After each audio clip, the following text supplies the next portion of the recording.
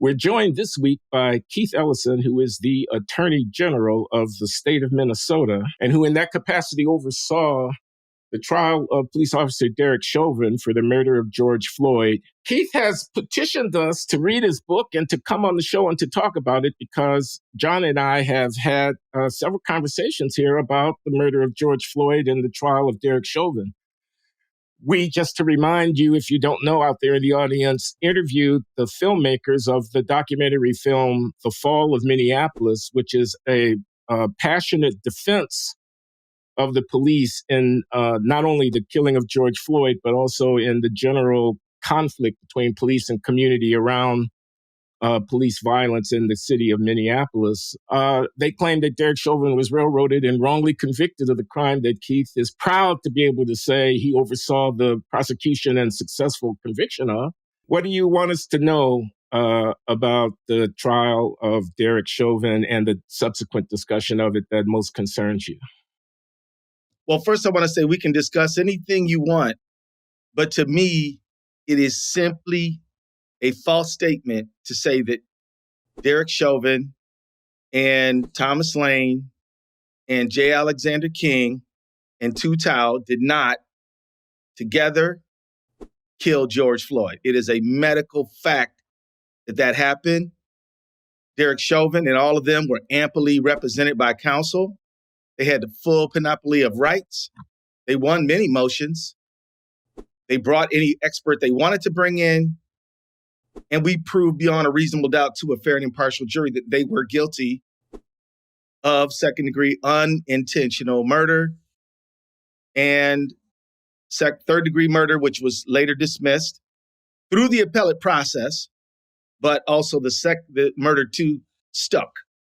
And so he's guilty of two crimes, and the two lower ones are subsumed within the most serious one. The other three pled guilty.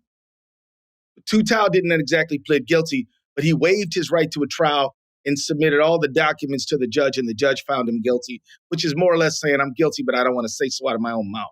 They went to trial in federal court, found guilty there. Derek Chauvin was found guilty in federal court, and the other three went to trial and lost in federal court. And you guys may know that the jury pool in federal court is like all of southern Minnesota, which is much more rural than Hennepin County, which is where the Chauvin case was tried, much more white than Hennepin County. And in federal court, the judge does all the voir dire, meaning all the jury selection. So there's no way to really manipulate the jury. So what I'm saying is, you can say that the city should have been better prepared. Fine. You can say that there's a lot of good cops. I actually agree with you on that.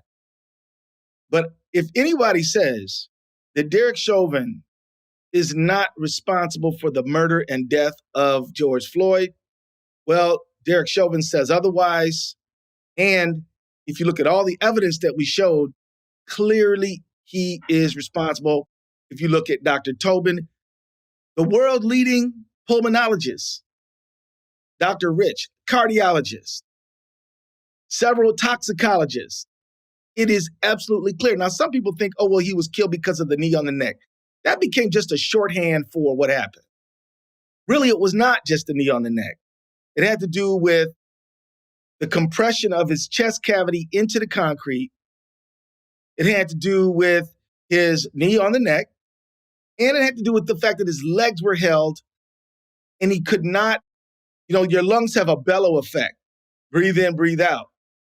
And you've got to get a certain amount of oxygen into your body. And if you can't, you're going to die. And it's going to take maybe no more than 5 minutes. Long after he didn't have a pulse, they did not do any medical intervention, even they were trained to do so. And, he was probably dead on the scene.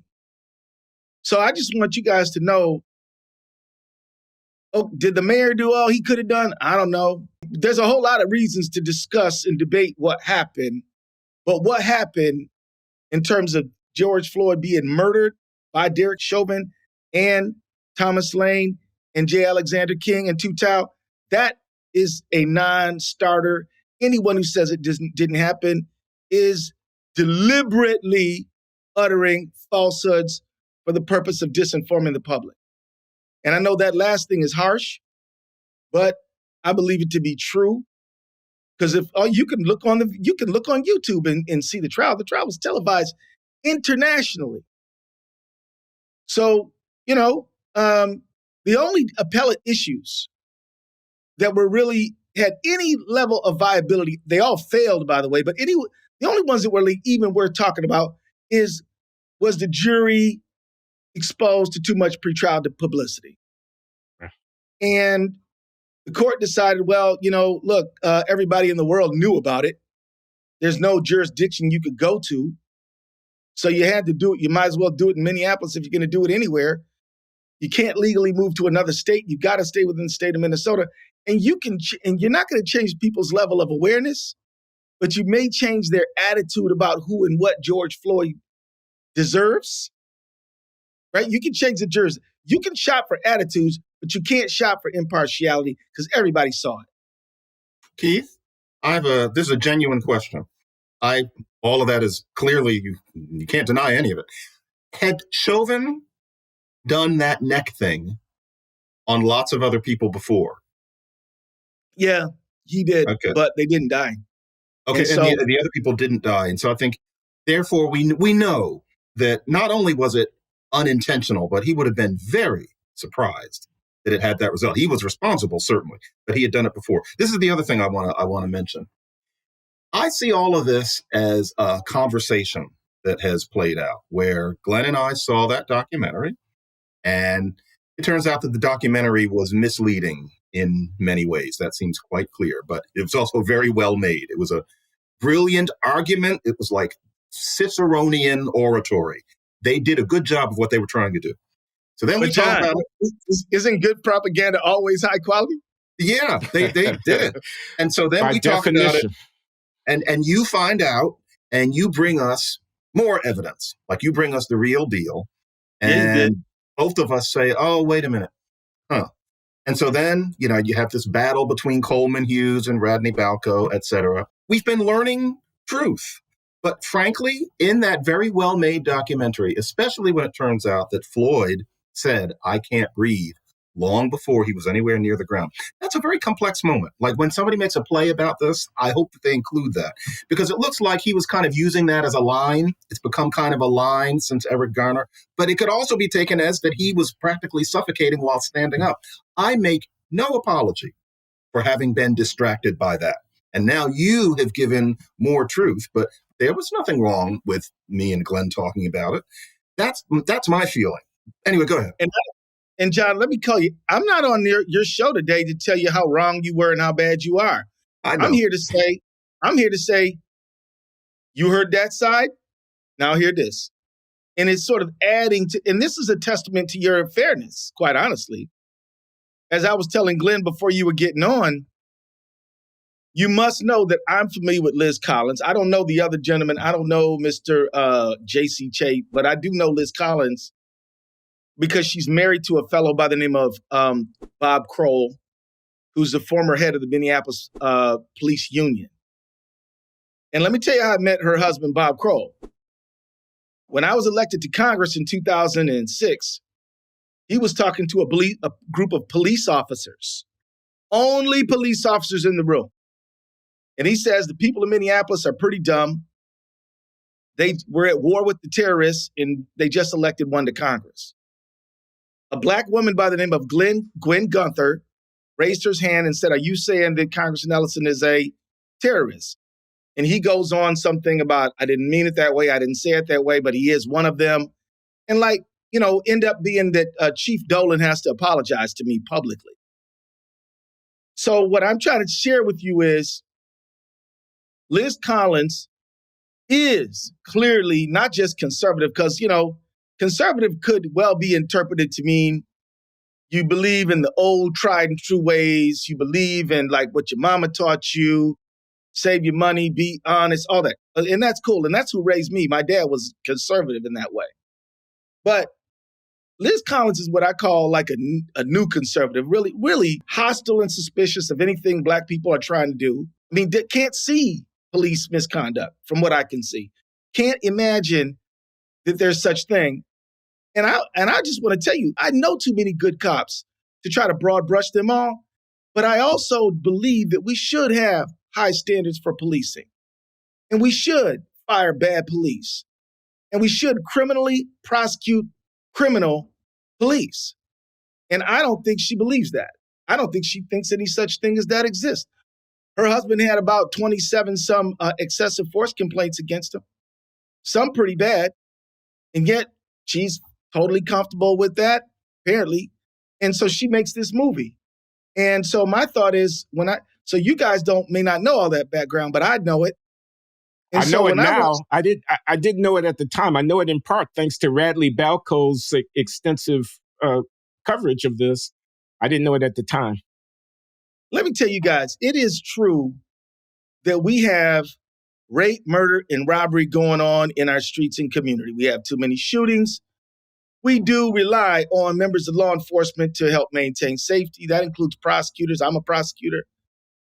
But we also have people who don't live up to the standards of the job, who abuse their authority, who abuse it on a racialized basis sometimes, not all the time.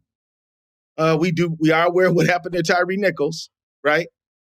And it's nothing wrong with saying that we should have high standards in policing and that people who don't want to adhere to the standards of that badge should not be in the field. Keith, just for the record, though, I get it. Why do you think the people in question are doing all this raping and looting and all this stuff? Is it white people's fault? This is a sidebar. Well, what do you think? Because you see it. White people do most of the raping, looting, and robbing and shooting in our country. No. So, in a black community, not just numerical. Why are they doing that? I think there's a few elements. One is, and it does go back to the universal, John, for me. I mean, why did Bernie Madoff rip off billions of dollars from thousands of people? Because he wanted to. It's the malevolence of the evil of the wicked heart at some point. At some point, that is the explanation for black crime, white crime, Asian crime, any crime, right? But I would say that when it comes to the black community, to me, I can't get through 250 years of slavery, 100 years of Jim Crow, 60 years of disparity.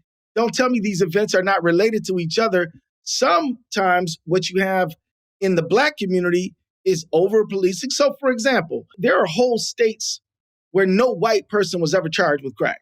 None. So now we want to say, the black folks are into crack. Whoa.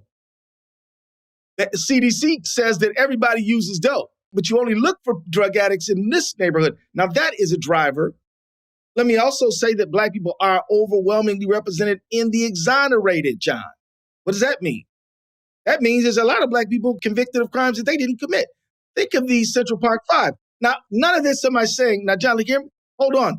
I'm not saying black people don't commit crime. I'm saying black people commit crime for the same reason everybody else commit crime. But I'm also saying, given our nation's racial history and past, that we are also unfairly targeted for law enforcement, particularly in the war on drugs.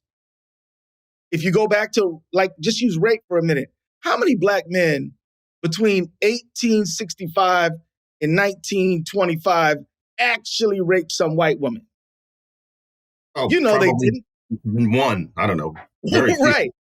So that's what I'm saying. I'm saying that part of why you have black criminality is just some people are just, they don't care about others and they only care about themselves. Keith, very quickly. What I fail to understand, and I really mean it's something that always perplexes me. I hear everything you're saying. You are more moved in your gut by Liz Collin and Derek Chauvin and the kind of discrimination that you're talking about. That moves you more than the fact, and I'm sure you're aware of this fact. Yes, there are evil people everywhere, but in the typical American city where there's a significant number of black people, black men commit a vastly disproportionate number of homicides. Vastly disproportionate, mostly upon each other, but that doesn't exonerate it. The issue is not white people kill white people and black people kill black people. Why do black people kill so many black people? It seems to me that doesn't bother you very much. I'm politely asking you why. No, let me just tell you this. I think that you're incorrect about that. There's a difference between law enforcement committing murder and private citizens committing murder. What's the difference? One has the imprimatur of the state, and the other is a criminal who again, let me remind you, bro. I've never understood this argument. I don't get it. Maybe I lack legal training or something. And it's always imprimatur. No, you don't need legal training. You don't need legal training. Take a line from Ghostbusters. If a private citizen commits a crime, who are you going to call? The police. What if the police commit a crime? Now you're calling on the agents of the state who have a responsibility and obligations under the Fourth Amendment, right? And so it is, to me, more negatively impactful for democracy. Miss Jackson doesn't care about that when her son gets killed. I don't get it. You're asking a good question, but that's not the question. You're asking me, why is it that one kind of current killing gets attention and another doesn't get nearly as much? But here's the thing, John, you don't live in Minneapolis, so what you don't know is that I prosecute murderers all the time, man. Every day and all the time. Your heart doesn't seem to bleed. Why does it need? Well, how do you know, though, John? And here's the problem. Well, tell us then, because John is talking about affect. He's talking about passion. No. He's talking about leadership.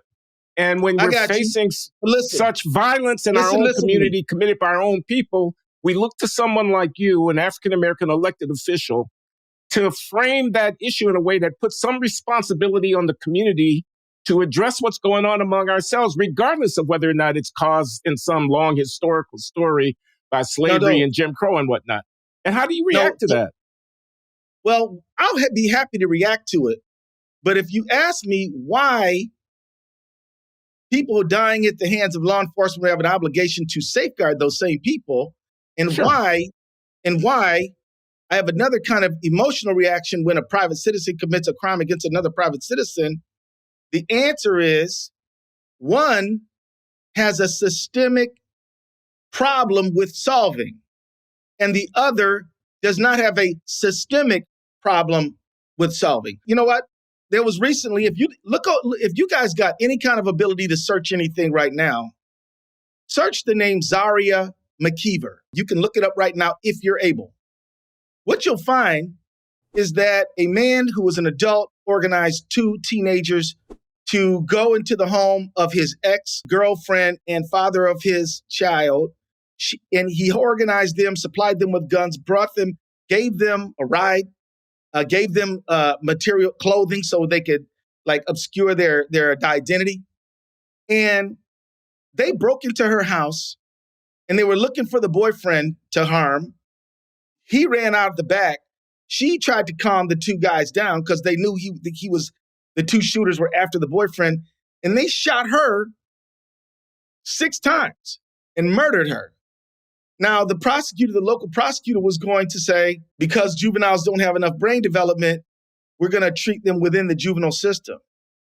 I listened to the victim, I listened to the family, I listened to the black churches, and I went to the governor and I said, Governor, you have the authority to hand me this case. And I took that case and we're prosecuting those people right now. Now, you guys don't know about that case because you're not from Minnesota, but listening to what happened to that family and that young woman, that wonderful young woman, is moving me forward from an emotional point of view. I took that case, got myself in trouble with a bunch of other prosecutors because they don't like the AG taking their cases. And I don't plan on taking their cases. But that case, I could not abide. I mean, look, if that case would have went down, if that kid would have got 18 to 24 months of juvenile, he would have been in the line at Target with that girl's father in a short period of time. He represents a terror to the community, to the family. I took that case, I prosecuted. I want to ask you about policing again. Let's go. Because one of the things that really did strike me about that documentary, The Fall of Minneapolis, was their accounting of the burning to the ground of the 3rd Precinct headquarters and of the demoralization that had on the cops. And of course, Keith, I agree with you. Bad cops need to be held accountable. Full stop. Nothing else to say about that. They're subject to the law just like anybody else. And more power to you for enforcing the law against bad cops when the law so requires.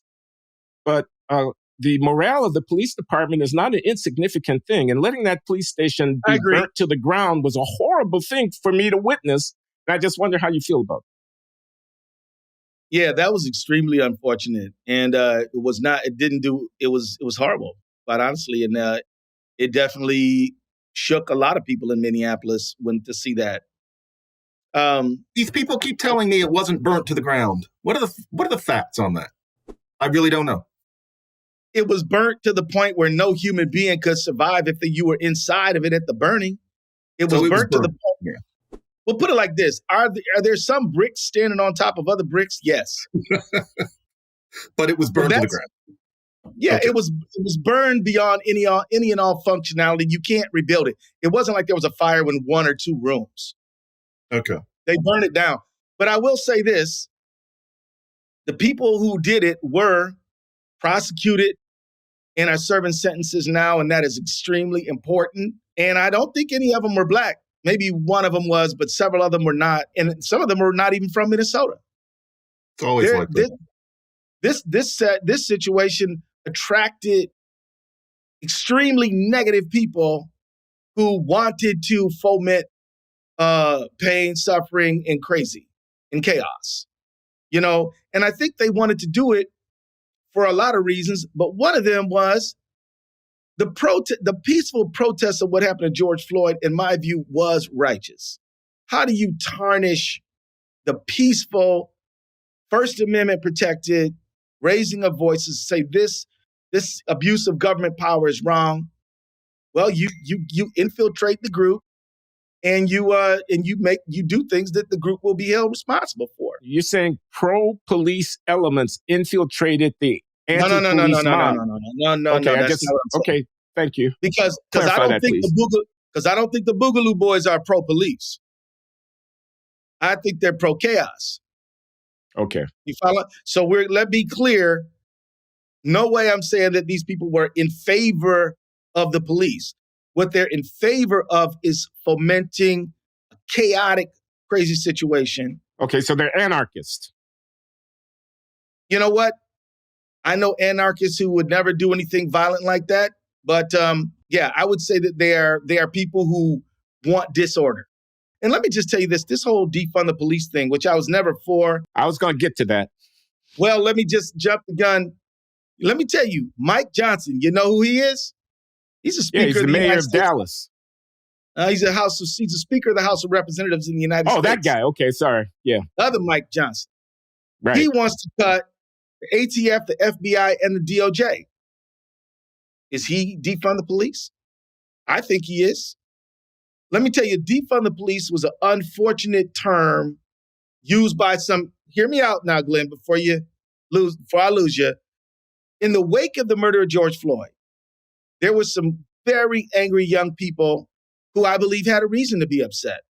And they used some, what I think, irresponsible language, which then got weaponized into some national rhetoric. I don't know one Democratic politician who ran on the banner of defund the police.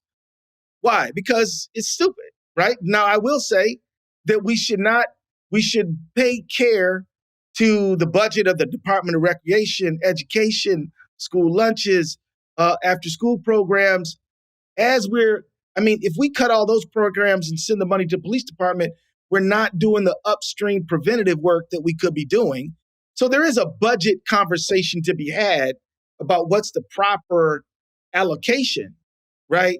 But defund the police was dumb, is dumb, and mostly it was blown out of proportion by the right wing. I was in Wisconsin. They were accusing Mandela Barnes of defund the police. I'm like, what? So it got politicized to a very high degree.